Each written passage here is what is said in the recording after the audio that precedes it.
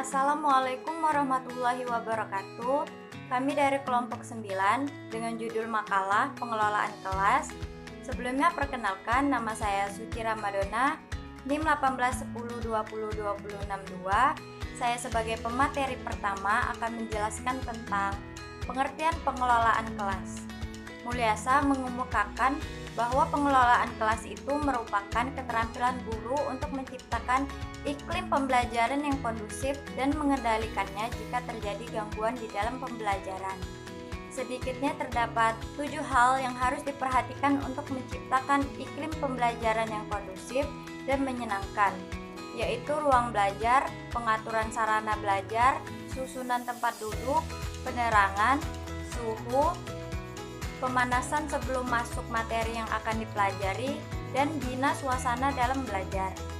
Pengelolaan kelas dibutuhkan keterampilan khusus. Oleh karena itu, di dalam kelas itu terdapat unsur material, yaitu seperti benda-benda, ruangan, perabot, alat pembelajaran, dan juga siswa sebagai objek sekaligus subjek pendidikan. Guru dapat mengelola kelas dengan baik dari aspek fisik, tetapi belum tentu mampu mengelola kelas yang menyangkut peserta didik. Jadi, dapat disimpulkan bahwa pengelolaan kelas adalah keterampilan guru untuk menciptakan suasana belajar yang kondusif, sehingga siswa itu dapat mengikuti pembelajaran dengan tenang.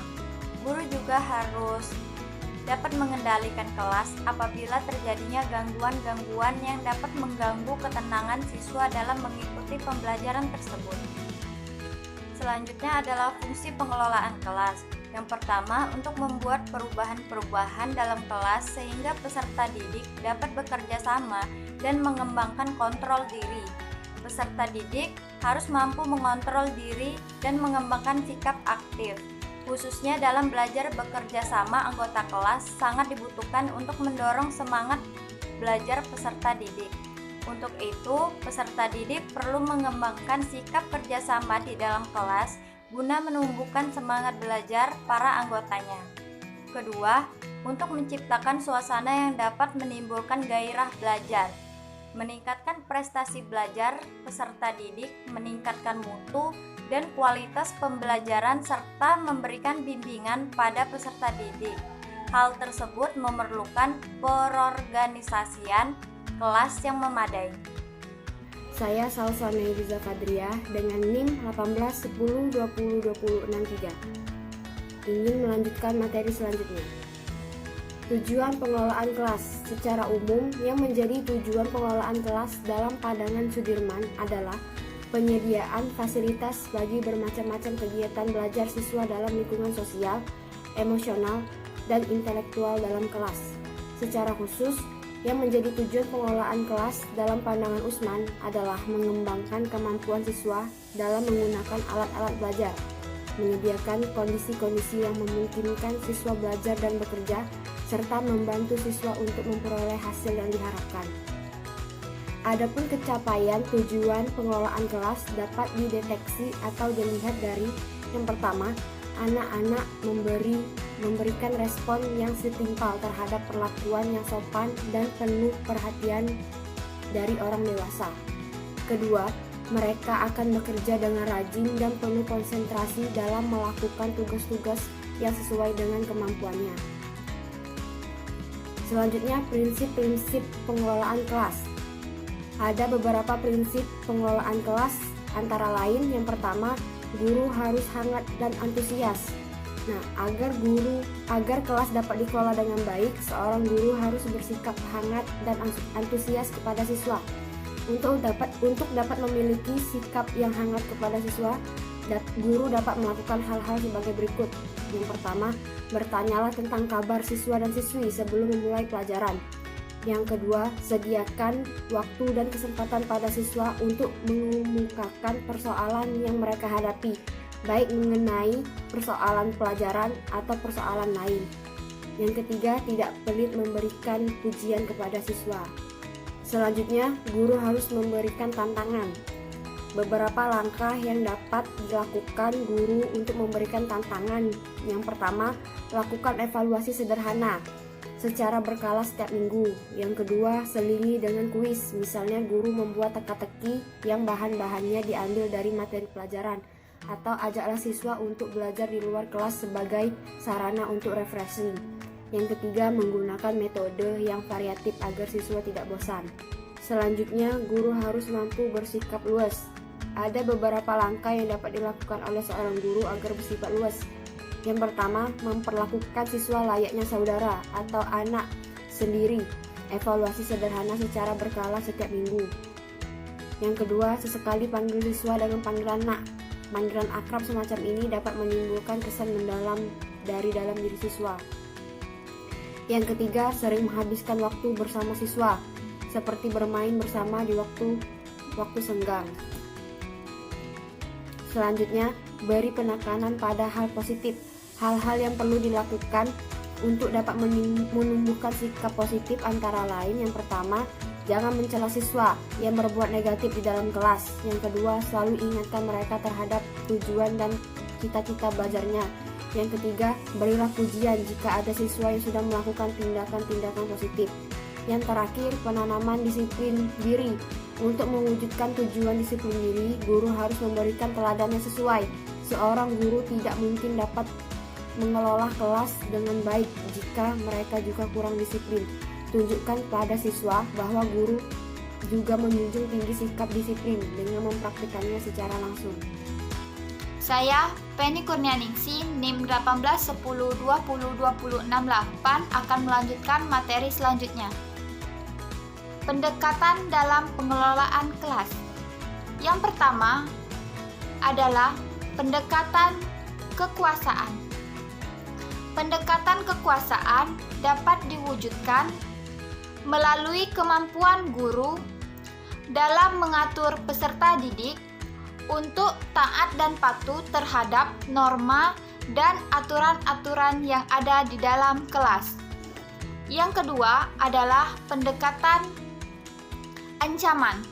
Pendekatan ini didefinisikan sebagai cara pandang guru bahwa perbuatan mengancam dapat dijadikan sebagai metode atau cara untuk menciptakan kelas yang kondusif. Yang ketiga adalah pendekatan kebebasan. Pendekatan ini didefinisikan sebagai cara pandang guru yang menyatakan bahwa jika guru sebagai seorang manajer di kelas memberikan keleluasaan kepada peserta didik untuk bergerak bebas di dalam kelas. Yang keempat adalah pendekatan resep. Pendekatan ini didefinisikan sebagai cara pandang guru yang berasumsi bahwa kelas dapat dikelola dengan baik melalui pembuatan dan penerapan aturan kelas. Dan yang kelima, pendekatan pengajaran. Pendekatan ini dapat diartikan sebagai cara pandang yang beranggapan bahwa kelas yang kondusif dapat dicapai dengan kegiatan mengajar itu sendiri. Yang keenam adalah pendekatan perubahan perilaku. Pendekatan ini dapat diartikan sebagai cara pandang guru yang menyatakan bahwa perilaku peserta didik yang negatif harus diubah agar tercipta kondisi kelas yang kondusif. Yang ketujuh adalah pendekatan sosio-emosional. Pendekatan ini dapat diartikan sebagai cara pandang yang menganggap bahwa kelas yang kondusif dapat dicapai dengan menciptakan hubungan yang harmonis antara guru dan peserta didik serta antar peserta didik. Yang kedelapan adalah pendekatan kelompok kerja. Yang kedelapan adalah pendekatan kerja kelompok. Pendekatan ini dapat diartikan sebagai pendekatan yang dijadikan sebagai alternatif dalam menciptakan kelas yang kondusif. Kegiatan yang sering dilakukan untuk menerapkan kerja kelompok ini adalah resitasi, yaitu memberikan tugas kepada peserta didik secara berkelompok. Yang kesembilan adalah pendekatan elektik dan pluralistik. Pendekatan ini didefinisikan sebagai cara pandang guru yang beranggapan bahwa guru dapat memilih dan memadukan berbagai pendekatan. Dan yang 10 adalah pendekatan teknologi dan informasi. Pendekatan pemanfaatan teknologi dan informasi adalah basis dalam pengembangan pembelajaran di dalam kelas, baik dalam pengaturan kelas dengan alat teknologi tersebut. Baik, materi selanjutnya adalah pengelolaan kelas atau pengelolaan siswa yang efektif. Adapun pengelolaan kelas atau pengelolaan siswa yang efektif terdiri atas beberapa bagian. Yang pertama yaitu pembelajaran klasikal. Pembelajaran yang dilakukan di awal pembelajaran dalam opersepsi, pemberian tujuan, dan penugasan di bagian akhir dalam perumusan atau kesimpulan, rangkuman, dan konfirmasi. 2. Pembelajaran kelompok atau berpasangan dilakukan untuk kerja kooperatif, misalnya diskusi, pemecahan masalah bersama, berbagai informasi, tutor sabaya.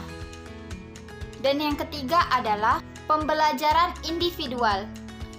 Pembelajaran yang dilakukan pada bagian inti berupa pemberian tugas kreatif sesuai potensi individu siswa. Pengelolaan individu juga dilakukan pada proses penilaian pencapaian kompetensi. Mungkin itu saja yang dapat kami sampaikan. Lebih dan kurang kami mohon maaf, pada Allah kami mohon ampun. Wassalamualaikum warahmatullahi wabarakatuh.